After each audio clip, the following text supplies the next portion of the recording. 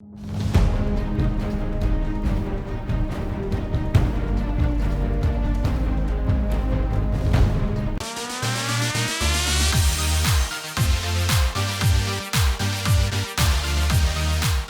welcome back, or if this is your first time here, welcome. I hope you enjoy what I do here and when I take you along with me to go and take photos. Today though, I'm not going to take you out to, sort of going to take you out to take photos. I did go out to one of my old favorite spots to go take pictures of the Harbor Bridge down in Kirribilli, and it was, part of it is I deliberately went there on a day when I knew I wouldn't get a good pictures just so I could make this video, because I was discussing with a couple colleagues how much editing is too much. Where do you draw the line between photography and digital manipulation? Because photography is not a science, right? It's an art. It all depends on what you, the artist, sees through your camera and what image you're trying to convey as well. Right? What I see could be completely different to what the person standing next to me sees. I mean, on this particular day, there were about 20 of us lined up along the foreshore in Kirribilli, hoping to get a sunset shot. And as you can see from the image that's about to pop up, that way you can see the image and not me for the next couple of seconds, is there wasn't much of a sunset. Alright, it was massively overcast, which during the day you'd have no idea that could have happened. There was no golden hour, it was just a bit of a moody day, weather-wise, when it comes to taking sunset shots. And the question becomes, should you keep that is as is and accept that, you know what, things didn't pan out, or do you go and do something like sky replacement? Because for those of you who do watch other photography channels or any other tech channels, you may have seen there's a lot of advertisement lately on Sky, I think it's Skylum's Luminaire, their new AI where you can really do sky replacements with just drag and drop and replace the sky for you. And so we had a debate about that, because some of you may enjoy doing it, some of you may not. Right? It's perfectly fine either way. On a personal level, I would not replace the skies. If I went out like I did, I think it was nearly 2 weeks ago now. Sorry, the time has flown by, it's hard for me to keep track sometimes. Sometimes you go there and you don't make it, you don't get what you want.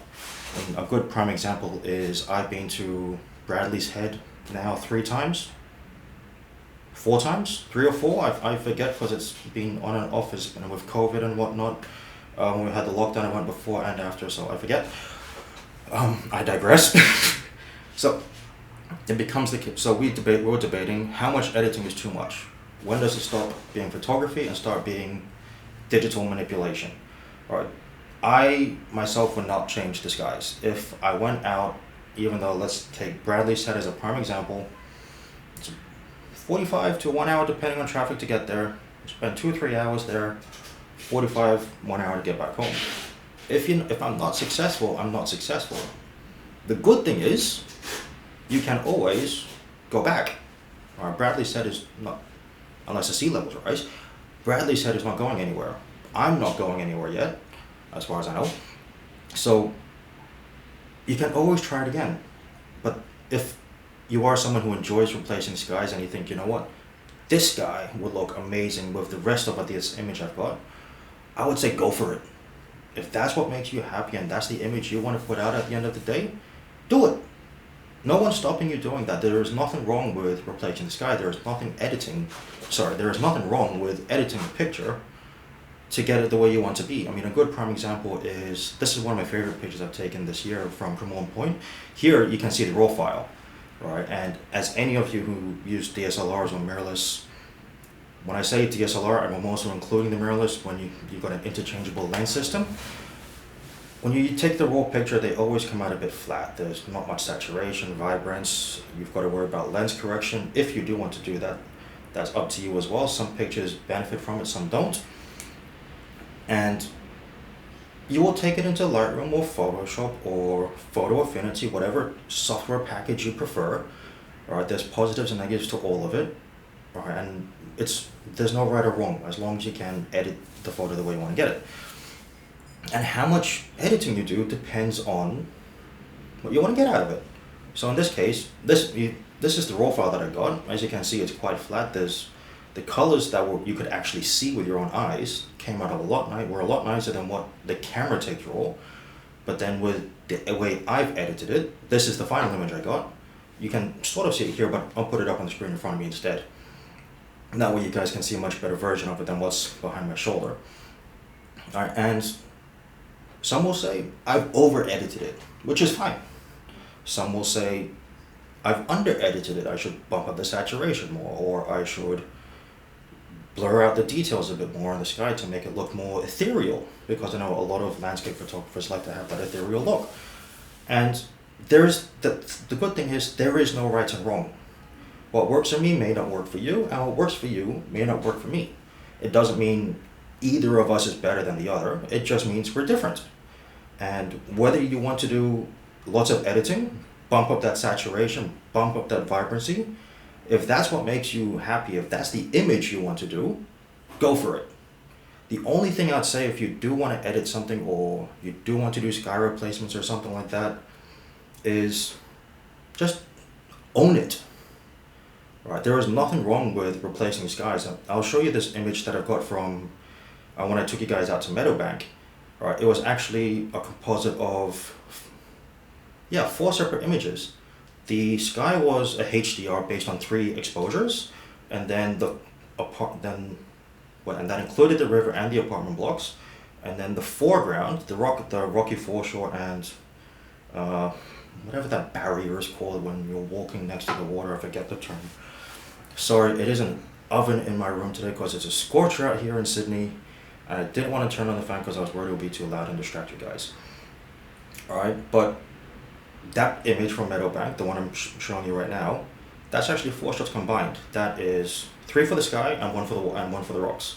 Right, and I have no beef admitting that's how I've done it, because I know that if I was to lie about it, if I was to be dishonest and say, oh no, I got that in 1 shot, and then somebody went and did a bit of research and called me out, either I've got to stick to that little porky, as I know some people will term. Some of you know the term porky. For those of you who don't, Google it, as I don't want to get into Cockney slang, but porcupine light.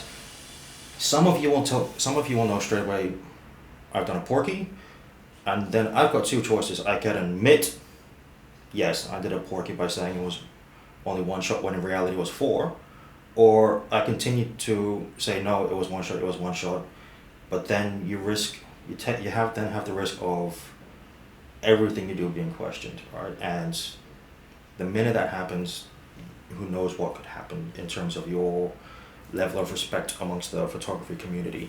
I'm not saying don't edit. I'm saying own your edits. If you want to replace the skies and someone says, hey, did you get that on one? Says, cool, how did you get that shot? Was that with 1 shot, or like how did you do it? Just be like, oh yeah, I got this and I replaced the skies because the sky we had that day was boring. I mean, if you looked outside my balcony right now, it's a clear blue sky. Talk to anybody in landscape photography and 99% of them will say, that's not great. There is just not enough interest in the photo to make it worthwhile. That's when you do whatever you can to not have the sky in the photo versus having lots of sky, like this one from Cremorne Point that I brought up earlier. So if you want to edit. You want to replace the sky? Replace the sky. Just own it. Alright. The only time it may actually be an issue is if you have to do commercial work and the sky looks a bit too unrealistic for what you have. Like a prime example would be this apartment faces east. If I was doing commercial work in here, showing off this apartment for rental purposes, I would not put a sunset in. I will not put a sunset in because the sunset's in the west. That side of the building, not that side. If I did sunrise, that's different. So I could say, yeah, amazing sunrises, but I could not say amazing sunsets because we know that's a big ass porky right there. Alright, so at the end of this ramble, I know I have gone on a few tangents here and there. I do that sometimes and I apologize. Right, is edit as much as you want. Just change one thing like contrast, who cares? I've got a few presets I use in Lightroom, and presets are a whole different discussion, which we can get into in a future video. Right, but if you want to edit the if you want to edit the photo, and you want to do lots of edits, you want to replace the skies, you want to do HDR, I mean, even doing a panorama technically is an edit because you're stitching together multiple photos. Do it. If it makes you happy and it gets the image you want, go for it. Just own it. Don't be ashamed of it. Be proud of it. It's your work. It's your time going out there. It's your funds you took to get the camera, get the lens, get in the car, get the tripod as well. I mean, how else are you gonna hold it for like a 30-second shot? You know, if you can hold a camera steady for 30 seconds, you're a robot. 99% sure nobody in the world can do that. All right, but yeah, it's your work, it's your time, it's your effort. Own it. Be proud of it. Don't shy away and say, "Oh, no, it was one shot," when it wasn't. People will respect you more, from what I've found, if you say, "Yeah, you know what? I went out, I tried to get the shot, it turned out crap." Like this Harbor Bridge one that I'll put up right now, as you can see, it's moody as all hell. All right, and you know what? Sometimes that happens. You're gonna go out, you're gonna try, and you're not gonna get the picture you want. You know what? That's fine. Try again. All right, try again next week. Try tomorrow. Try in 6 months. I've tried. Bradley said 3 times in 2 years, or 4 times in 2 years. I lost track, and I was only able to sort of get a decent picture that I was happy with because I started light painting just for the fun of it, just to kill some time. But own your edits. Own it. Just, there's nothing wrong with it. Edit whatever you want to edit. All right, get that image, show it off. If you're happy about it, show it off. And if someone says, "How did you do it?" tell them. All right, and because if anything, they're asking you how you did it because they want to learn how you did it so they can try it for themselves, not to put you down. And if they are trying to put you down, don't let that get to you. All right, if people want to put you down because you've done a sky replacement, who cares? Let them. Be happy with what you've done. That's the real message I'm trying to say today is, if you've edited a photo and you're happy about it, own it, be proud of it. Don't shy away from it. All right, I get into debates with colleagues all the time over, "No, that's over edited, it's under edited." Who cares? At the end of the day, who cares? You're happy with your image, that's what matters. All right, you don't have to please everyone, and I can tell you, if you try to, it's not going to work. So I think, before I continue rambling on and say the same thing 5, 6 times now, sorry, I can feel myself really sweating in here. I'm really sorry about that. All right, I'm going to say, yeah, own your edits. Be happy, be proud of them. Show them off. I hope my little ramble has made sense today. I hope you can come across feeling like whatever edits it is you're doing to your photos is okay, that there's nothing wrong with it. That's what I wanted to try and do today, that for you to be proud of your edits, proud of the work you've done, be proud of what you have achieved. And then that way you know that you've done something. Don't feel like you've got to worry about what everyone else thinks because, "Oh, I replaced this guy." Replace it. Go for it. No one's going to stop you. No one should stop you either. It's your photo. It's your choice. If it's commercial work, that's a different story. But if it's yours, do it. Own it. All right, so I'll end it there for today. If this was your first time, or if you haven't yet, please consider hitting that subscribe button down below.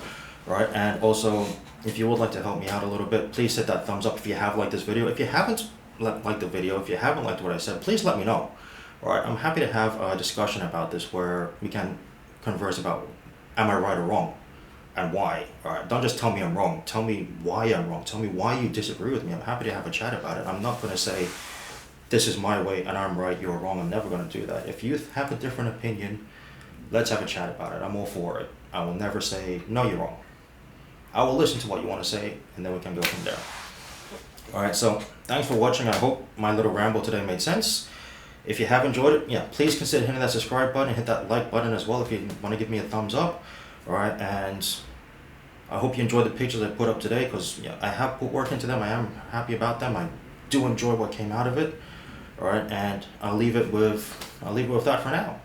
So thanks again, and I'll see you on the next one.